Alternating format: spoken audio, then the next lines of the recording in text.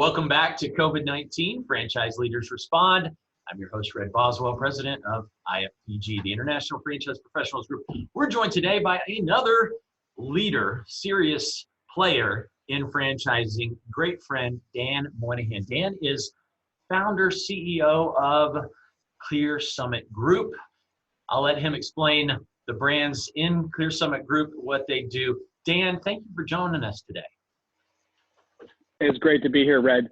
Yeah, so we've got 6 brands in our portfolio. WSI, which is the world's leading digital agency franchise system. We have Tudor Doctor, in-home tutoring. That business is pivoting a little bit right now. We've got Qualicare, which is in-home healthcare. And we have Recruiting in Motion, which is staffing and recruitment. Mostly in the accounting and white collar type field. We have Fuzz Wax Bar, which is a wax only salon. And we have College Pro, which is home services. So those six different brands. 6 different brands and some very significant different categories. Looking forward to hearing how those have been impacted. Before then though, how are you doing? How's you and your family? You know, it's a good question.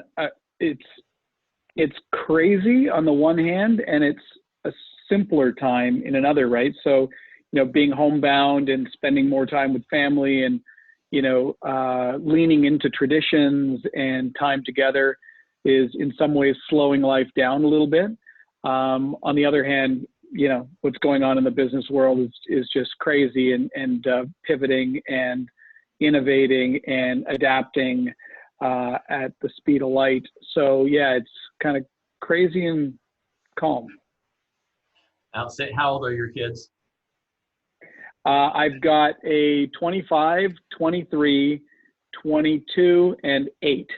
So the big kids they got their own things going on now, and I got the 8-year-old here at home, and yeah, it's, you know, she's doing the schooling online and just, you know, getting a sense of what most of our Tudor Doctor clients and families are going through, and everybody in that sense. I mean, our entire company we're probably like 2.5 weeks now into the lockdown and work from home, maybe 3 weeks. And so, yeah, it's everybody's having a tough time just balancing running their business, doing their job, and kind of at the same time being headmaster of their home. So, and keeping the kids learning and that type of thing. And Dan, where are you located? Toronto. Toronto. Okay. As we move into how you've been impacted, help the audience understand the size of this organization. We heard about the brands. From a corporate support team, how large is that? And then maybe understand the volume of number of franchisees out there. Yeah. So we've got about 1,500 franchisees and about 175 staff. So, across the different businesses, we have some corporate stores as well in some of the brands. But yeah, it's a pretty big team, all based out of Toronto. Wow. And now all working from home, it sounds like. All of them, 100%? 100%, yeah. It's been for about 2.5, almost 3 weeks now. All right, help us understand how that all transitioned. How have you taken everyone from corporate to everyone working from home? Any technology you can share with the listeners or help them understand in case they maybe are about to transition or in the middle of that, any best practices you've learned? So we had varying levels of technology utilization across the businesses, and some businesses moved faster than others. And the faster moving businesses were the ones that were using Slack, for example, beforehand. And now we've got all the businesses on Slack because the speed that everyone's moving at is just accelerated dramatically. And you need a tool that provides that kind of real-time communication and collaboration like Slack. I mean, some people will use, Microsoft Teams, et cetera.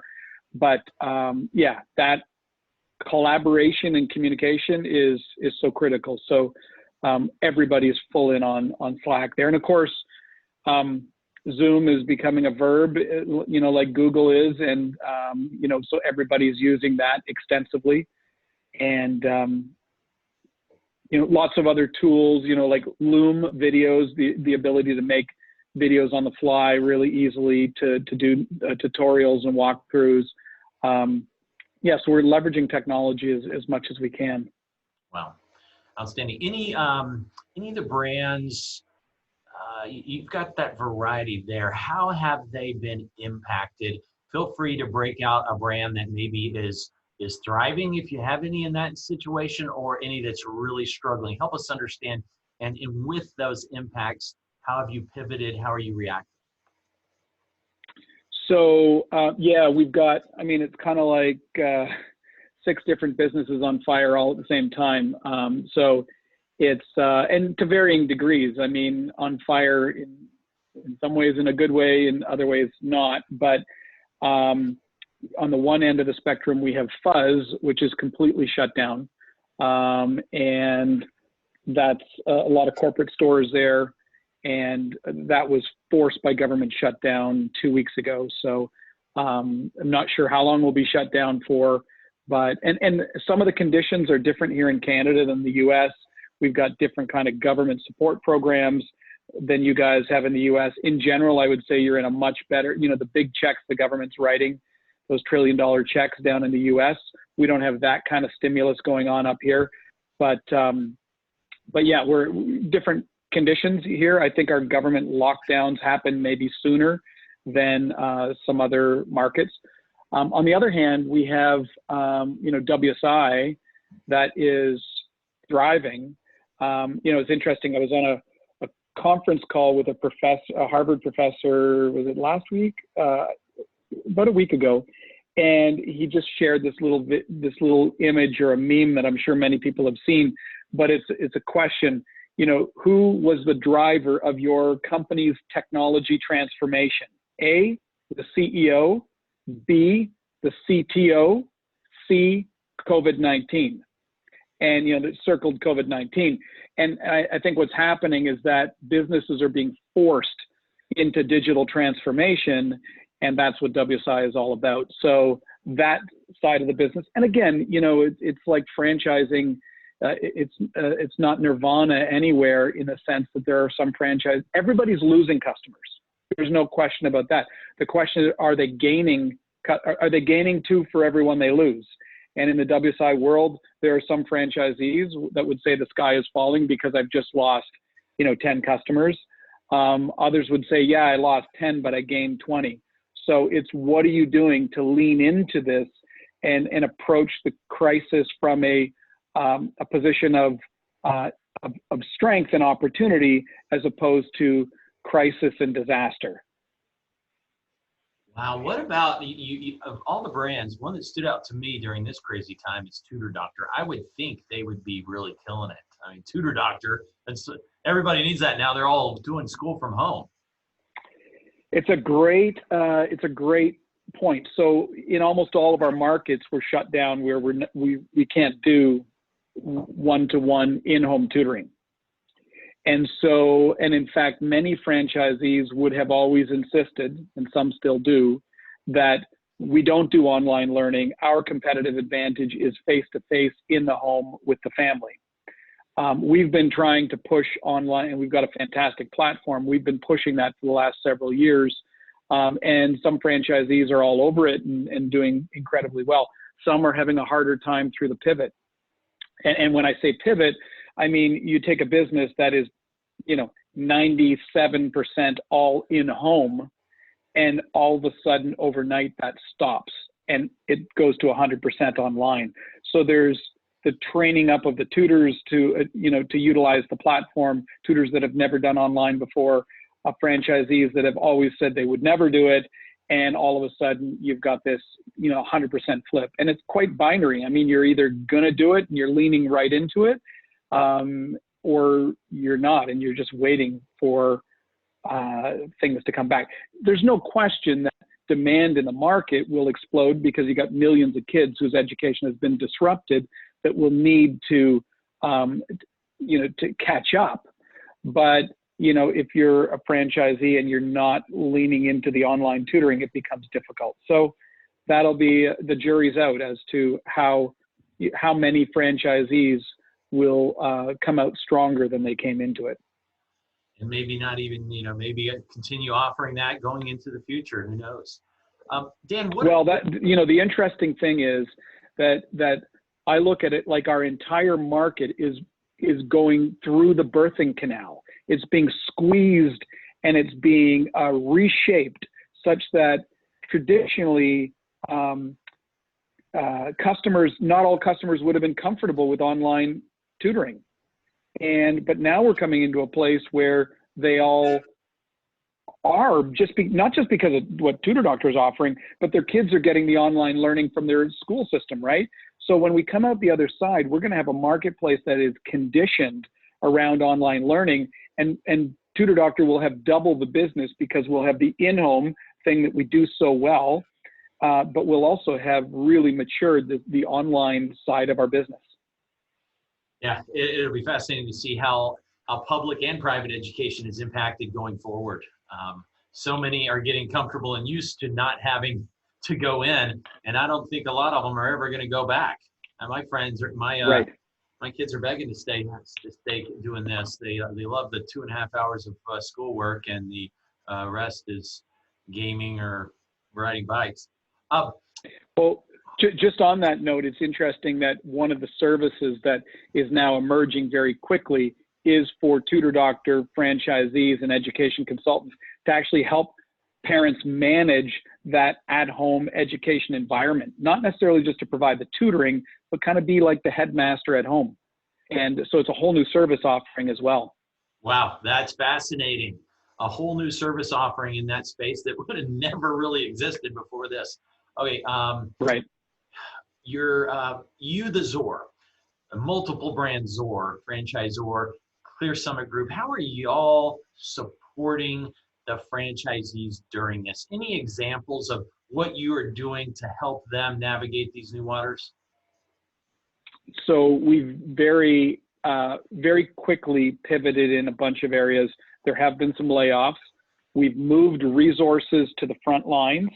In fact, we've reinforced. So we've very quickly invested into new marketing and lead generation and service offering development.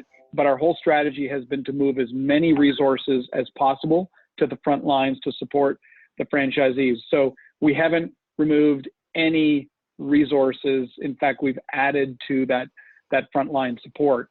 I think communication has been critical. So we do, we have our regular weekly, what we call a team call or open forums where there are conference calls with all the franchisees, but we're also supplementing that with daily, we call the daily roundup or daily update emails that they're getting every day that's giving them updates on, the business, government funding opportunities, new pilots we're running, et cetera.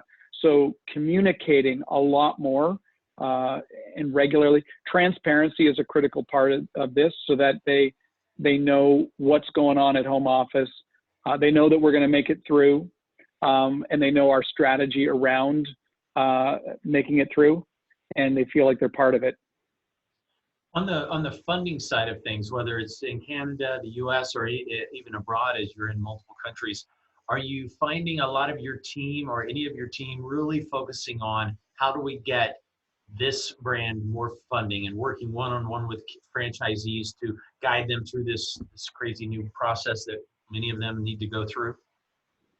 Well, if you consider that the cash is the oxygen into the franchisee's business, and if they don't have oxygen, we don't have oxygen.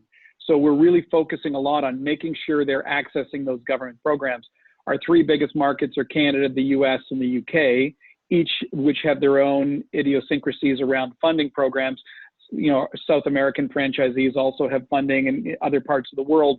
And every part of the world's getting hit at a little bit of a different time as well. So there's some differences in the sequencing there, but we're really leaning into that, doing webinars around it, one-on-one hand-holding, walking them through the programs. Some franchisees qualify for this program and not that one, and others it's the other way around. So we just know that for us, we got to make sure that they tap into that funding because that's the only way it's going to make it through to us. Amen. It's such it's on a sometimes touchy subject. Some franchisees, some Zors for that matter, are offering royalty deferment. Some are offering royalty forgiveness. Some have said, my franchisees need me and my support team more than ever. This is the worst time in the world to give any deferment or forgiveness because we're all hands on deck putting in the overtime to support them. Where do you fall in that spectrum? So I think, first of all, franchisors are different in terms of their resourcing. I mean, some franchisors have just shut down and said we're closed for X, period of time, or they're on a skeleton staff because their businesses, like if you've got some businesses just are completely shut down. So for example, Fuzz, we're not charging franchisees royalties because they're not in business and we're completely shut down. But in general, we're leaning more into the support and more into investment into new campaigns, et cetera.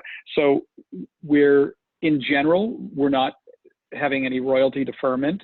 That being said, every franchisee is in a different situation. So we're having conversations with them, and depending on their individual circumstances, the strength of their cash position coming into it, the extent to which they're already going after government funding, the extent to which they're involved in our new campaigns, that, so essentially, if we have a strong belief that they're doing everything that they can and that they're well positioned to come out the other side, then we're looking at what flexibility we can offer. And again, some regions have been hit worse than others, and that's a factor. It's very different. Somebody in Australia that hasn't really been hit significantly yet versus somebody in New York, right? So, our message is we're here to talk, we're here to help you through it, but we're not doing a one-size-fits-all across the network. Nice. So empathy, compassion, partnership mindset, fantastic. All right, I just can't imagine being a mom and pop during this time, not having the support, the guidance, the accountability, the resources that a franchisor has to support their team. That would not be, we really see this as a no better time in history to be in franchising. Correct, for sure. That strength. Okay, so let's pivot over to FranDev. We've been talking about operations and support and current franchisees. How has your current pipeline of candidates that were with you a month ago moving forward, how have they reacted to this? And then let's also talk about the new pipeline, how it looks. Yeah, so I'm not as close to that, maybe as some CEOs might be, because we've got the FranDev departments in each of the different businesses and the leaders of those. But in general, I would say that things have slowed. So I don't know that we've had people drop out of the pipeline, outside the ordinary numbers, but people are definitely slowing down and getting stuck. And I think that's just uncertainty around what the future looks like, right? And so we obviously want them to understand the areas we're investing in, how the opportunity is getting stronger. In almost all instances, there are significant improvements being made in the business that will actually allow the unit economics to be stronger out the other side. And so we just want them to understand some of those developments and enhancements, but it's just about talking to them consistently and being transparent and open about what's going on. And so I would say that the pipeline has slowed. I don't know that we've lost anything, but on the other hand, I do believe that when we come out the other side, we're going to be in very favorable times, because people are going to realize, yes, there's going to be a lot of people that are unemployed and that are looking, we've gone through that period where you lose that A player, that great candidate, because he got a job he or she just couldn't say no to. That's not going to be happening to the same extent. But I think more importantly than that, people, there's scars that are left on a population, and whether that was the Great Depression, whether that was 9/11, but situations like this sociologically and psychologically can be scarring. And I think one of the things that people are going to realize is that the reliance that they've had on that traditional employment opportunity is somewhat misplaced, and maybe willing to take more risk in order to take less risk. In other words, you got to step out a little bit and take some risk and, to be your own boss. But ultimately you get that self-determination that didn't serve them well in the previous, economic environment. So I think we'll be well positioned to recruit some great talent out the other side. Couldn't agree more, my friend. You have been very benevolent to give your time and give your wisdom and share with the community what you're doing. As we wrap up, any further insights? I mean, you've given so much great content already. Yeah, Dan Monaghan with Clear Summit Group, anything else to share? I think, the other day we had, we took in one of the brands, we took 2 hours out just to blue sky the future of the brand and what we see coming out the other side looks like. And it's very difficult to do that sometimes in the middle, in the middle of trench warfare, and you're just, dodging bullets left, right, and center and all the kinds of things. And so, but I made a comment to the team there that when we look back on this 5 years from now, we'll remember that time that we took out to think big thoughts, to hit the pause button, to be strategic, to think about the customer and how the customer is changing and how we need to change in order to meet the customer where they're at in the new normal. And so as much as we can be highly tactical at this time and, just very driven by the events of the moment, it's important also to hit the pause button and say, who do we want to be? Because that moment is going to be something we look back on and say, in the midst of it all, we hit the pause button and asked ourselves, who do we want to be on the other side? So I think that's important to do as a business. Very, very important. Thank you, Dan. Thank you for your friendship, for your leadership in franchising. Guys, you've been listening to COVID-19, Franchise Leaders Respond. Dan Monaghan with Clear Summit Group and Red Boswell with IFPG. Thanks again for joining us today. Thanks, Red.